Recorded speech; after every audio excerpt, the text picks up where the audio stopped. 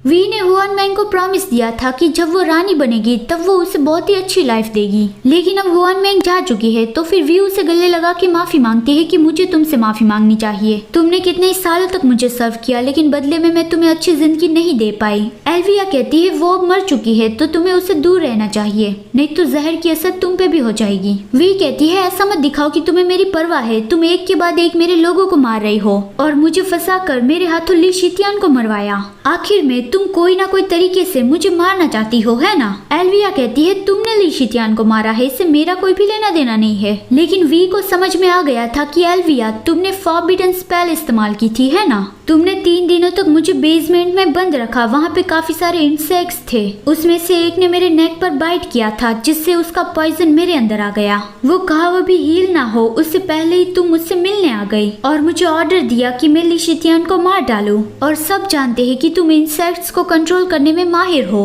एल्विया कहती है तुम बहुत ही स्मार्ट हो, वो सब कुछ सच है, लेकिन तुम्हें पता चल गया तो भी क्या हुआ? ली शितियान को तो तुमने ही मारा है और पूरे डीमन वर्ल्ड ने ये देख लिया। तुम्हें क्या लगता है कि कौन तुम्हारा यकीन करेगा? और हाँ, कल सबके सामने तुम्हें मौत की सजा दी जाएगी, तो इतने वक्त तक जितनी खुशियाँ मनानी है उतनी मना लो। और फिर बाहर जाके उसने गार्ड्स को ऑर्डर दे दिया कि नान जिनफेंग के घर पे एक सेना भेज दो, उस पे 2400 घंटे नजर रखने के लिए। वो अब भी वी की केयर करता है तो हमें उसे रोकना ही होगा ताकि वो वी को बचाने ना आ पाए। लैंगटिंग ने जिनफेंग को आके बताया कि हमारे घर पे घेराबंदी कर दी गई है और मैंने सुना कि हुआन मैंग प्रिंसेस को बचाने गई थी लेकिन क्वीन ने उसे मार डाला। अभी क्वीन हम पे नजर रखवा रही है और प्रिजन पे भी कड़ा पहरा है, तो फिर हम प्रिंसेस को कैसे बचा पाएंगे? अगले दिन सबके सामने वी को मौत की सजा देने वाले थे। कुछ लोग उसे पत्थर मारे थे कि कितनी बुरी औरत है जिसने जनरल ली शितियान को मार डाला, उसे तो मार डालना ही सही रहेगा।